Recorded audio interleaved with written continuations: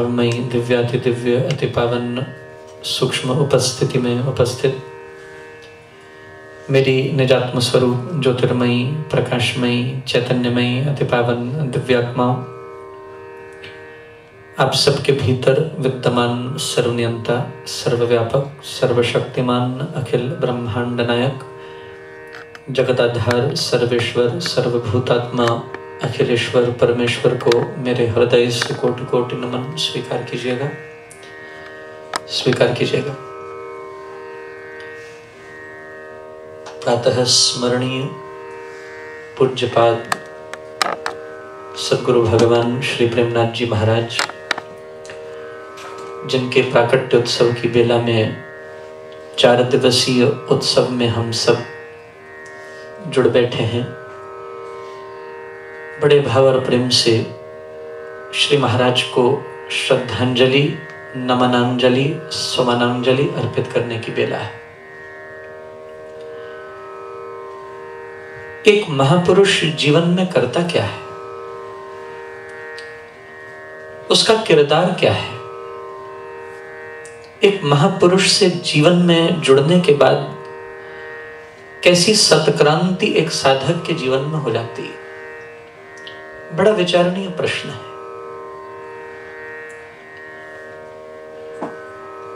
स्वामी जी महाराज कहते हैं, देव दया स्वशक्ति का सहस्र कमल में मिला, लेकिन हो सत्पुरुष संयोग से सर्वनष्ट हो पाप। अभी अभी आप सुंदरकांड जी में पढ़ रहे थे, 3 सर्ग में मां सीता संत की महिमा रावण को समझाती है। रावण, क्या संत यहां है नहीं? सज्जन गुणी अपाप हैं तो वा तुझको रुचते नहीं उनके कथन कला। लगता है रावण तेरे साम्राज्य में कोई संत नहीं है, क्योंकि यदि सज्जन होते यहां धर्म कर्मरत लोग तो तुझ में होता नहीं व्यभिचार का रोग। क्योंकि यदि तो उनकी संगति में जाता, उनके उपदेश निरंतर तो सुनता, तेरे कान में उनके सदुपदेश पड़ते, तो शायद आज तेरी ये दशा ना होती। सुन उनके उपदेश शुभ, पालन कर आचार, तजता सर्व को कर्म तू, मानस नीच विकार। और हे रावण, जो संतों के उपदेश सुनता नहीं, जीवन में चरितार्थ नहीं करता, उनकी दशा क्या होती है वह भी ध्यान से सुनना। तजकर संगति संत की, तज सब सद उपदेश, असुर नाश पर है तुला पापी अधम नरेश। कथन न्याय हित धर्म के, नहीं सुने जो भूप, सर्वनाश पावे सही वही समृद्ध रूप। महाराज संत की महिमा को उजागर कर रहे हैं। संत आ जाते हैं जीवन में, कमाल करते हैं महाराज। अपने सशक्त सबल विचार, जो उनकी ओजस्वी साधना का फल है, जो उनकी तेजस्विता से आया है, ऐसे सबल विचार के माध्यम से अपने सबल विचार के बहाव में हमें पाप से बचाने का काम करते हैं। इसलिए स्वामी जी महाराज भक्ति प्रकाश में लिखते हैं, मार्ग सत्य दिखाइए संत सुजन का पाथ। हे परमेश्वर, हमें सत्य का रास्ता दिखाना। भागवत में सत्यम परम धीमहि शब्द का प्रयोग किया गया है। हमें सत्य का रास्ता दिखाना, मार्ग सत्य दिखाइए। उस सत्य के रास्ते पर हम चलने की समर्थ नहीं रखते, क्योंकि मायाग्रस्त जीव हैं। इसलिए क्या करना, उस रास्ते पर हमें किसी से मेल मिला देना।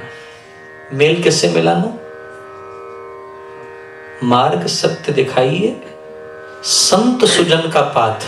संतों से मिलाना उस रास्ते पे, सुजनों से मिलाना उस रास्ते पे, क्योंकि हम तो उस रास्ते पे सत्य पे चलते हुए कहीं ना कहीं फिर पाप की ओर धकेले जाएंगे। लेकिन वो संत, वो सुजन, वो सतपुरुष रास्ते पर होंगे तो क्या करेंगे? पाप से हमें बचाइए, पकड़ हमारा हाथ, वो हाथ पकड़ लेंगे। संत की जीवन में आवश्यकता क्या है? क्या करेगा संत?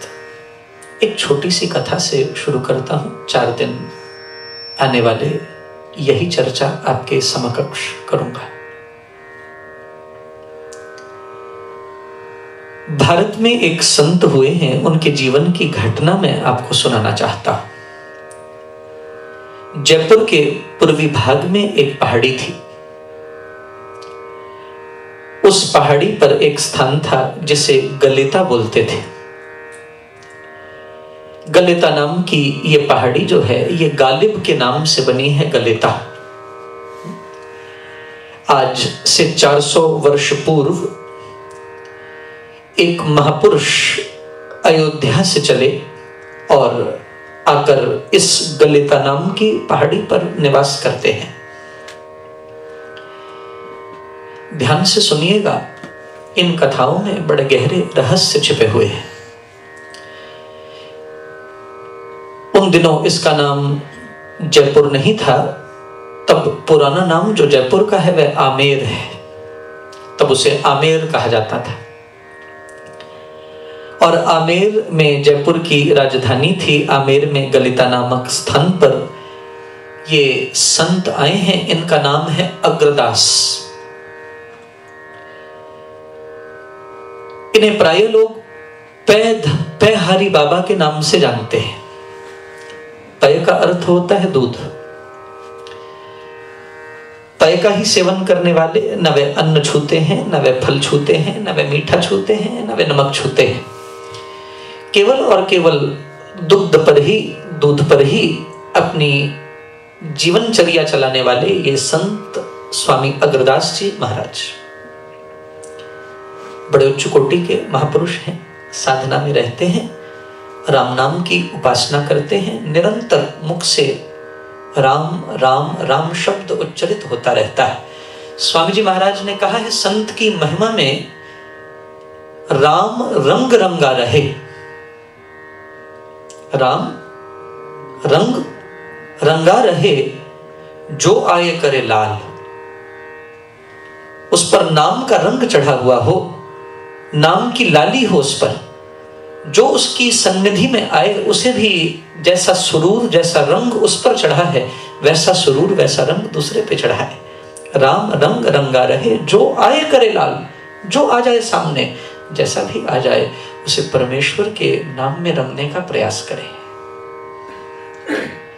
राम रंग रंगा रहे, जो आए करे लाल। ओमकार निराकार को जाने राम अकाल। नाम रूप जिसका नहीं है, उसके सब नाम। भेद सुगुरु से पाइए, ओमकार है राम। अग्रदास जी महाराज भी ऐसी ही करनी वाले महापुरुष हैं।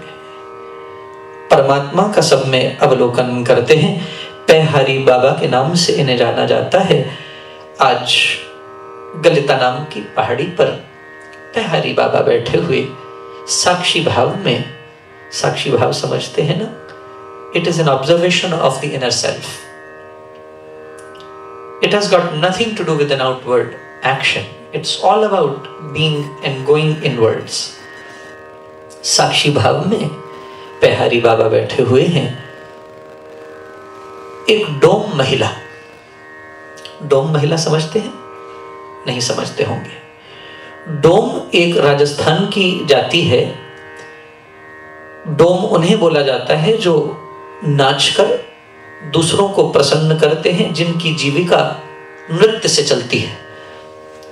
जो नृत्य दिखाते हैं, नृत्य के दिखाने के बदले उन्हें धन मिलता है, इससे उनकी गुजर बसर होती है, उन्हें डोम बोलते हैं। एक डोम जाति की महिला गोद में एक 5 वर्ष का बच्चा उठाया हुआ है। बड़ी कृशकाय है, दुबली पतली है, शरीर उसका जराजीर्ण हुआ है। मानो उसमें कोई भी ताकत, कोई शक्ति, कोई ऊर्जा दिखाई नहीं देती। वह रोती हुई, बिलखती हुई बोल रही है, कोई मेरा बच्चा 5 रुपए में खरीद लो। मैंने 4 दिन से भोजन नहीं किया, कोई मेरा बच्चा 4 रुपए में 5 रुपए में खरीद लो, मैंने 4 दिन से भोजन नहीं किया। गलिता नाम की पहाड़ी पर साक्षी भाव में बैठे हुए बिहारी बाबा स्वामी अग्रदास जी महाराज के कान में ये आवाज पड़ती है। तुलसीदास कहते हैं कोई संत हो, उसके सामने किसी का दुख आ जाए और वह उसको सहन कर पाए, ऐसा हृदय भगवान ने संत को नहीं दिया। एक मां अपने पुत्र के प्रति, अपनी संतान के प्रति कितनी संवेदनशील हो सकती है, उससे 1 लाख गुना संवेदनशीलता, उससे 1 लाख गुना अधिक सहिष्णुता, उससे 1 लाख गुना अधिक प्रेम, उससे 1 लाख गुना अधिक वात्सल्य, करुणा, कृपा, ये संत के हृदय में होती है। शास्त्र कहता है भगवान संतों के हृदय की महिमा गाते हैं। इतनी महिमा है संतों के हृदय की, इतना कोमल चित्त होता है, इतना जल्दी द्रवीभूत हो जाता है। भगवान कहते हैं इसलिए मैं संतों के हृदय का चोर हूं। भागवत में 5वें स्कंद में एक संत के हृदय में कितनी कोमल भावना होगी, वो कितना कोमलांगना हृदय रखता है। भगवान उसकी उपमा करते हुए कहते हैं यदि वह संत मेरे लिए सब कुछ छोड़ता है, मैं उसके लिए सब कुछ छोड़ता हूं। अग्रदास जी महाराज के कान में आवाज पड़ रही है, डोम जाति की महिला 5 वर्ष का बच्चा उठा के गुहार लगा रही है, कोई मेरा बच्चा 5 रुपए में खरीद ले, मैंने 4 दिन से भोजन नहीं किया, ये भी भूखा है। अग्रदास जी महाराज के हृदय में मानिए नश्तर चुभा, सूल चुभा, इतनी पीड़ा हुई, बर्दाश्त नहीं हुआ, दौड़े हुए गए, उस महिला की गोद से उस बच्चे को छीनकर अपने कलेजे से लगा लिया। रो रही है महिला, रो रहा है बच्चा, रो रहे हैं अग्रदास। कैसी मां है तू, बच्चे को बेच रही है, भूख से संतप्त है तो बच्चा बेचना जरूरी है। वह महिला रोते हुए कहती है महाराज मैं बड़ी खुदगर्ज हूं, मैंने किसी से भीख नहीं मांगी, मैंने किसी के आगे हाथ नहीं फैलाया। शंकराचार्य भगवान कहते हैं लघुता का मूल क्या है, छोटेपन की निशानी क्या है। किसी आदमी में बड़प्पन मिट जाए, उसका छोटापन दिखाई देने लगे, कैसे दिखेगा, पहचान क्या है। शंकराचार्य भगवान कहते हैं कोई व्यक्ति अपनी सामर्थ्य को नकार कर किसी के आगे हाथ फैलाए, इससे बड़ी लघुता इस संसार में दूसरी नहीं। हमें भगवान ने सामर्थ्य दी है, गुण दिए हैं, हमारे अंदर भगवान ने यथाशक्ति गुणों का निवेश किया है जिनके माध्यम से हम अपनी जीविका चला सकते हैं। मांगना जो है वह लघुता का मूल है। वह डोम महिला कहती है महाराज मैं मांग नहीं सकती, मेरा शरीर इतना कृशकाय है, मैं नाच नहीं सकती, लोगों को नृत्य दिखा नहीं सकती, लेकिन ये बच्चा मेरे पास है, ये बच्चा यदि कोई खरीद लेगा मेरी कुछ देर के लिए गुजर बसर चल जाएगी, इस बच्चे को भी 2 रोटियां मिल जाएंगी, मेरी मुसीबत का निदान हो जाएगा। संत उसकी खुदगर्जी को देखकर बड़े अचंभित होते हैं, कहते हैं देवी तुम चिंता न करो, मेरे साथ चलो। संतों के बड़े बड़े शिष्य होते हैं, धनाढ़े लोग शिष्य होते हैं, समर्थवान उनके शिष्य होते हैं। अग्रदास जी उस महिला को एक बहुत बड़े सेठ के पास ले गए हैं। बच्चा अग्रदास जी की गोद में है। जाकर कहते हैं बंधु मैं चाहता हूं तुम इसे 5,000 रुपए उस जमाने में, इसे 5,000 रुपए तुम मेरे कहे पे दान कर दो। सेठ जो है महापुरुषों का शिष्य है, उसने न कुछ जानना चाहा न कुछ सुना, भीतर गया, 5,000 रुपए लिए और उस महिला को सौंप दिए। संत कहते हैं, देवी तुम्हें मेरे पे भरोसा है? कहती है, महाराज आप जैसा महापुरुष इस जगत में कहां मिलेगा। मुझे 5 चाहिए थे, आपने 5,000 दे दिए। भरोसा न करूं, इसके अलावा मेरे पास कोई चारा नहीं। जो आप कह रहे हैं मुझे उस पर पूर्ण भरोसा है, मैं पूर्णतः आश्वस्त हूं, आप मेरा अमंगल नहीं कर सकते। अग्रदास जी कहते हैं, देवी तुम जाओ, ये बच्चा मुझे सौंप जाओ। ध्यान से सुनिएगा। उस बच्चे को अग्रदास जी महाराज ने अपने पास रख लिया है। अब संस्कार जो है वे कैसे मिल रहे हैं? जमीन आसमान का अंतर है महाराज। जैसे हमें संस्कार मिलते हैं वैसी हमारी भाव दशा बनती है। जैसा हम संग करते हैं वैसा हमें रंग चढ़ता है।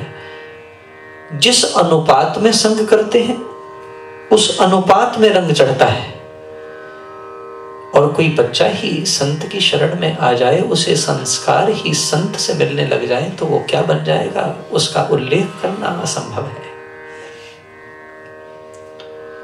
17 साल पर्यंत ये बालक अग्रदास जी महाराज के साथ पला बढ़ा हुआ। उनकी सदशिक्षाओं को इसने ग्रहण किया, उनके विचारों को इसने निरंतर श्रवण किया। स्वामी जी महाराज कहते हैं, सदकाम करे सदवाक कहे, कथनी करनी सदरूप निभाए। रामायण में, जन्मे जग में सद्भाव भरे, निज जीवन से सदज्योत जगाए। जिस देश बसे उसके हित ही, तन धान सभी बलिदान बनाए। अति पावन पाठ पढ़े जब जो, मन भीतर राघव प्रेम रवाए। निज जीवन से सदज्योत जगानी चाहिए। और अग्रदास जी महाराज ने निज जीवन से सदज्योत जगाई है। इस बालक को बड़ा संस्कारित कर दिया है। नाचने गाने वाली मां के साथ रहता, क्या संस्कार मिलते? बड़ा होता क्या बनता? एक संत के साथ जीवन जी रहा है, बड़ा हो गया है, 17 साल बीत गए हैं। 5 वर्ष की अवस्था का था, 22 साल का ये लड़का हो गया है। अग्रदास जी महाराज ध्यान में बैठे हुए हैं, संस्कार मिल रहे हैं, निरंतर पॉजिटिव वाइब्रेशंस मिलती हैं। निरंतर साधुओं के उस पॉजिटिव वाइब्रेशन के चार्ज से, उनके रेडियस में रहने पर ये रोज उनसे उस ऊर्जा को प्राप्त करता है, उनके ऑरा में रहता है। निरंतर इसको वो सकारात्मक ऊर्जा प्राप्त होती है। इसमें भी वही सकारात्मकता का संचार हो गया है। स्वामी जी महाराज कहते हैं, जैसे चुंबक संग से लोह तथा हो जाए। चुंबक होती है ना, उसके साथ आप लोहे को रखते हैं। लोहे में गुण नहीं है, लोहे में चुंबकीय शक्ति नहीं है, लेकिन यदि चुंबक का संग लोहा निरंतर करता रहे तो क्या होता है? चुंबक बन जाता है। जैसे चुंबक संग से लोह तथा हो जाए, ऐसे सद्गुरु संग से मन में समाधि आए। सद्गुरु के साथ रहोगे, जैसी समाधि की स्थिति का वो स्वामी है, वैसी ही समाधि की स्थिति में आपको भी ले जाएगा। ये बालक रोज अग्रदास जी को देखता है, बैठता है, जप करता है, चिंतन करता है। आज अग्रदास जी महाराज समाधि में बैठे हुए हैं। समाधि में एक दृश्य अग्रदास देखते हैं। एक शेर एक गाय के ऊपर आक्रमण कर रहा है, धावा बोल दिया है। चेहरे पर अग्रदास जी की खिन्नता आ रही है। मेरे मन में क्या चल रहा है आप कैसे जानोगे? मैं ध्यान में बैठकर क्या देख रहा हूं, मेरे पे प्रसन्नता क्यों आ रही है, मेरे मुख पे खिन्नता क्यों आ रही है, मेरे में भाव अतिरेक क्यों हो रहा है, मेरे में व्यग्रता क्यों है, व्याकुलता क्यों है, ये जानना आपके विषय का, आपके बस का विषय नहीं। लेकिन ये बालक अग्रदास जी के सुसंस्कारों से संस्कारित हो चुका है। अंतर हृदय में भाव जगता है, गुरुदेव के मुख पे खिन्नता क्यों है? जैसा दृश्य अग्रदास के आंखों के आगे चल रहा है, ऐसा ही दृश्य इसकी आंखों के आगे चलने लगा है। ऐसे सद्गुरु संग से मन में समाधि आए है। इसे भी शेर दिखता है, गाय दिखती है। अग्रदास जी के आगे कमंडल पड़ा हुआ है, उसमें अभिमंत्रित जल है। ये जल का छींटा देता है। वो जो शेर है वह डर के भाग जाता है, गाय को छोड़ के चला जाता है। गाय अपने रास्ते, शेर अपने रास्ते है। अग्रदास जी की समाधि टूटती है। ये बालक अपने गुरुदेव अग्रदास जी को कहता है, महाराज गाय तो बच गई, आपने समाधि क्यों तोड़ी? अग्रदास कहते हैं, बेटा ये बता तुझे ये मालूम कैसे हुआ? मेरी समाधि की स्थिति में मैं क्या देख रहा हूं, ये मेरे अतिरिक्त इसका साक्षी कोई दूसरा नहीं है। वह बालक कहता है, महाराज आपके संग के प्रभाव से, आपके साथ रह रह के, आपके सुसंस्कारों से संस्कारित होकर जैसा साक्षी भाव आपके हृदय में है, आपकी कृपा से वैसा ही साक्षी भाव मेरे हृदय में जग चुका है। जैसा आप सोचते हो मुझे प्रयास करना नहीं पड़ता, मेरी सोच वैसे ही चल पड़ती है। अग्रदास जी महाराज इसे गले लगाते हैं। गले लगाकर कहते हैं, बेटा मैं तुझे आशीष देता हूं, इस जगत में तेरी ख्याति को कोई रोक नहीं पाएगा। तेरे द्वारा 108 भक्तों की चरितावली का निर्माण होगा, जिसे जगत भक्तमाल के नाम से जानेगा। और यही बालक नाभादास जी महाराज, जो तुलसीदास जी महाराज के समकालीन संत हुए, जिन्होंने छंद के अंदर 108 भक्तों की जीवनी का निर्माण किया, ये वही बालक था। ये बालक अपने गुरुदेव के चरणों में गिर गया, कहने लगा, महाराज विधि का विधान देखिए, मेरी मां के ऊपर ऐसी भूखमरी आई, ऐसी भूखमरी वह मुझे बेचने के लिए निकली। विधाता ने मेरे भाग्य बदलने थे। यदि मैं उस मां के पास रह जाता तो एक नचैया, एक गवैया बन जाता, लेकिन आपने मेरी बाह पकड़ ली,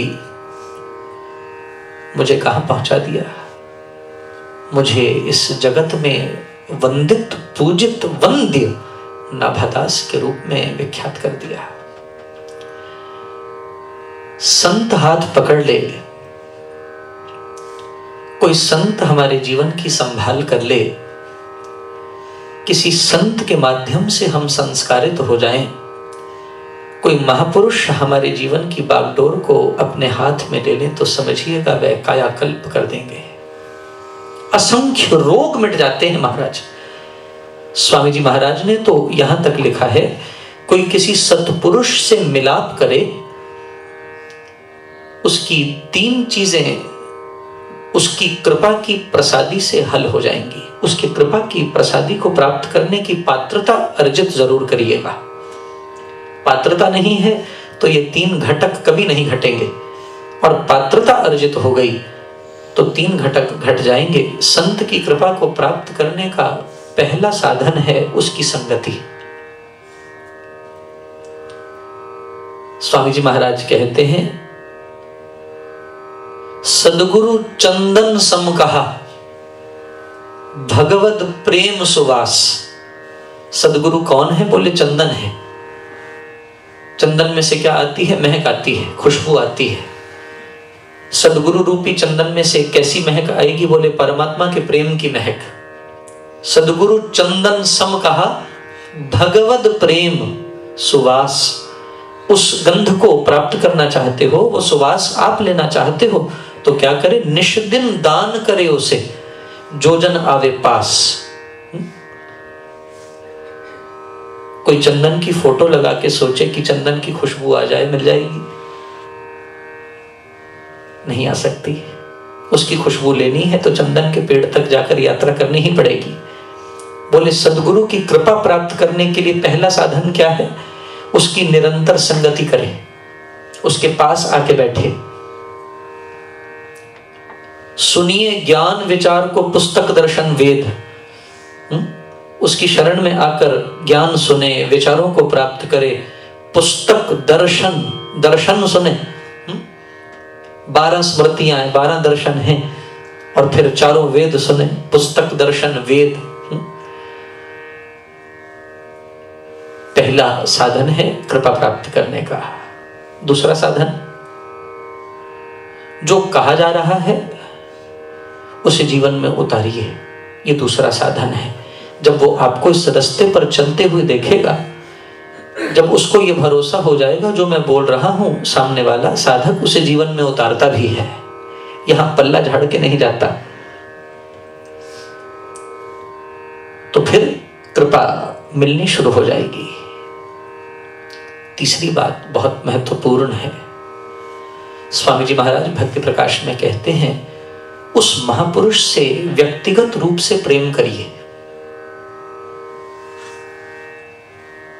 उसे कोई संत मत समझिए। जैसे रिश्ता आप भगवान से जोड़ते हैं, त्वमेव माता च पिता त्वमेव, उसे माता बनाइए, उसे पिता बनाइए। नहीं बना सकते, क्या बनाइए? त्वमेव बंधु च सखा त्वमेव, उसे अपना बांधव समझिए, उसे अपना सखा समझिए, उससे नाता जोड़ने की तैयारी कीजिए। त्वमेव विद्या द्रविणम त्वमेव, त्वमेव सर्वम मम देव देव। यदि उससे कोई आपका व्यक्तिगत नाता जुड़ जाता है तो आप उसकी कृपा परिधि में आ जाते हो। पहला साधन महापुरुष की कृपा प्राप्त करने का, उसके पास बैठो। ये मत कहना मन से हम आपके पास थे, शरीर से उसके पास हुई है। कृपा प्राप्त करने का पहला साधन है, उसके पास शरीर से हुई है। दूसरा साधन है, वो जो बोलता है उसे जीवन में उतारिए, ताकि उसे भरोसा हो कि उसकी कथनी निरर्थक नहीं जा रही। तीसरा साधन है, उससे व्यक्तिगत, फिर से बोलूंगा, व्यक्तिगत नाता जोड़िए। कोई भी नाता जोड़ लीजिए, माँ बनाइए, पिता बनाइए, भाई बनाइए, बंधु बनाइए, उसे अपना दोस्त समझिए, उसे अपना सखा मानिए। हे कृष्ण, हे यादव, हे सखेती। 3 साधन आप अपना लेते हो तो महापुरुष की कृपा अवतरित होने लगती है। आज श्री गुरुदेव का जन्मोत्सव है। महाराज ने ये 3 नाते स्वामी जी महाराज से जोड़े, इसलिए पूर्ण कृपा हो गई। महाराज की जीवनी आपको सुनाना चाहूंगा। पूज्य गुरुदेव जब युवावस्था में थे, he was in his teenage, महाराज को बड़ा शौक था कि मैं महापुरुषों की सेवा करूं, महत सेवा करूं, और महापुरुषों की सेवा करके वह मुझे परमात्मा के मिलने का रास्ता बताएं। और कहते थे कि दिल्ली में श्री गुरुदेव कमला नगर में रहा करते, और कमला नगर में रहते हुए अपने घर बार को सारे दायित्व, सारे काम छोड़ के जाकर महापुरुषों की मालिशें किया करते। पढ़ाई परित्याग करके भागकर जाकर महापुरुषों की मालिशें किया करते, सेवा किया करते। तद्विद्धि प्रणिपातेन परिप्रश्नेन सेवया उपदेक्षयन्ति ते ज्ञानम ज्ञानिनस्तत्त्वदर्शिनः। गीता के सिद्धांत को चरितार्थ करते। और एक दिन स्वामी जी महाराज से ट्रेन में मुलाकात होती है। श्री गुरुदेव की माँ वे श्री गुरुदेव के साथ ट्रेन में जा रही हैं, स्वामी जी महाराज उसी ट्रेन में सफर कर रहे हैं। दोनों की मुलाकात पहली बार ट्रेन में हुई और मुझे ये सद्भाग्य प्राप्त हुआ, श्री गुरुदेव के परिवार के साथ मेरी बड़ी सन्निकटता, श्री गुरुदेव की बहन जी के साथ, उनके भाइयों के साथ मेरा बड़ा घनिष्ठ प्रेम आज भी है। उनके श्री गुरुदेव के पूज्य भ्राता वे मुझे बताते हैं कि स्वामी जी महाराज ने जब श्री प्रेम जी महाराज को देखा, और जैसे माएँ शिकायत करती हैं संतों को देखकर, महाराज ये स्कूल में नहीं जाते, कॉलेज में नहीं जाते, पढ़ाई इत्यादि परित्याग करके महापुरुषों की मालिशें करते हैं। स्वामी जी महाराज और श्री गुरुदेव के जब नेत्र चार हुए, 4 मिले 64 खिले, 20 मिले कर जोर, 4 मिले 64 खिले, 20 मिले कर जोर, प्रेमी को प्रेमी मिले तो खिल गए 7 करोड़। यही अवस्था दोनों पर आई, नेत्र एक हुए, 2 नेत्र 4 हुए। स्वामी जी महाराज कहते हैं ये मेरा है। और श्री गुरुदेव ने भी इस बात को आजीवन चरितार्थ किया, स्वामी जी के ही बन के रहे। मुख से शब्द निकला था ये मेरा है, तुम चिंता मत करो। एक सबल महापुरुष ने हाथ पकड़ लिया, बाह पकड़ ली, सुसंस्कारित कर दिया तो कहां पहुंच गए? श्री राम शरणम की गद्दी के अधिकारी बन गए। कैसी विनम्रता आई, कैसी सहजता आई। उस कृपा को प्राप्त करने के लिए गुरुदेव ने 3 काम किए। निरंतर स्वामी जी महाराज की संगति की। He was not there by mind, he was there in his physical form. केवल संगति ही नहीं की, जो स्वामी जी ने कहा उसको अपने जीवन में उतार लिया। और इतना ही नहीं, स्वामी जी से एक नाता जोड़ लिया, गुरु का नाता, सदगुरु का नाता। यदि हम भी कृपा प्राप्त करना चाहते हैं, यही हमारे लिए भी लागू होता है। कल इस सूत्र की चर्चा करूंगा, समय हो गया है। महाराज का उत्सव, जन्मोत्सव चलता रहेगा, 4 दिन पर्यंत हम इसे मनाएंगे। और कल इस प्रसंग को जारी रखूंगा। ईश्वर भक्त के 7 लक्षण होते हैं, 7 लक्षणा है ये भक्ति। वो 7 लक्षण कौन कौन से हैं, आने वाले रविवार तक आपके समकक्ष इसकी चर्चा करूंगा। महापुरुष की कृपा 3 रस्तों से प्राप्त होगी। बड़े भाव और प्रेम से हम यहीं वाणी को विश्राम दें और महाराज को उपरांत श्रद्धांजलि होगी। निवेदन है सर्वशक्तिमते के बाद, 7 बार के बाद हम भाव और प्रेम से नाम ध्वनि चलती रहेगी। आप एक एक करके श्री गुरुदेव के चरणों में पुष्प अर्पित करिएगा। मैं पुष्पांजलि करके तो प्रस्थान करूंगा और शेष सभी पहले माताएं और फिर पुरुष महाराज के चरणों में उनकी पूज्य पादुकाओं पर पुष्प अर्पित करके अपनी भावांजलि, समनांजलि अर्पित करिएगा। अतः भाव और प्रेम से कल श्री सुंदरकांड जी के 4थे सर्ग का पाठ प्रारंभ करेंगे। भाव, प्रेम और श्रद्धा से यहीं विश्राम देंगे। केवल 2 मिनट के लिए महाराज को श्रद्धांजलि। बार बार वंदना, हजार बार वंदना, बार बार वंदना, हजार बार वंदना। गुरु चरणों में बार बार वंदना, श्री गुरु चरणों में बार बार वंदना, बार बार वंदना, हजार बार वंदना, बार बार वंदना, हजार बार वंदना, श्री गुरु चरणों में बार बार वंदना, श्री गुरु चरणों में बार बार वंदना, बार बार वंदना, हजार बार वंदना, बार बार वंदना, हजार बार वंदना, श्री गुरु चरणों में बार बार वंदना, श्री गुरु चरणों में बार बार वंदना, श्री गुरु चरणों में बार बार वंदना, श्री गुरु चरणों में बार बार वंदना।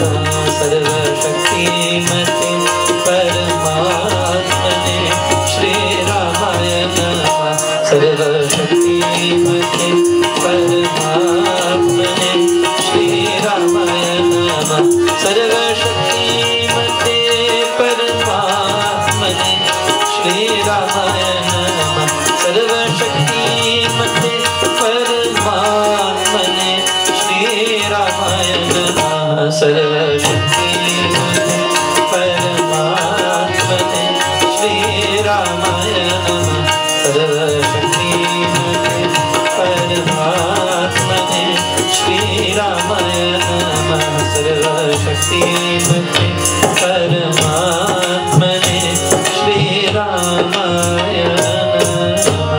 वंदे मातरम, वंदे मातरम, सुजलाम सुफलाम मलयज शीतलाम सस्यश्यामलाम मातरम, वंदे मातरम, वंदे मातरम, शुभ्रज्योत्स्नां पुलकितयामिनी, पुल्लकुसुमितद्रुमदलशोभिनी, सुहासिनी सुमधुरभाषिणी, सुखदां वरदां मातरं, वन्दे मातरं, वन्दे मातरं, वन्दे मातरं।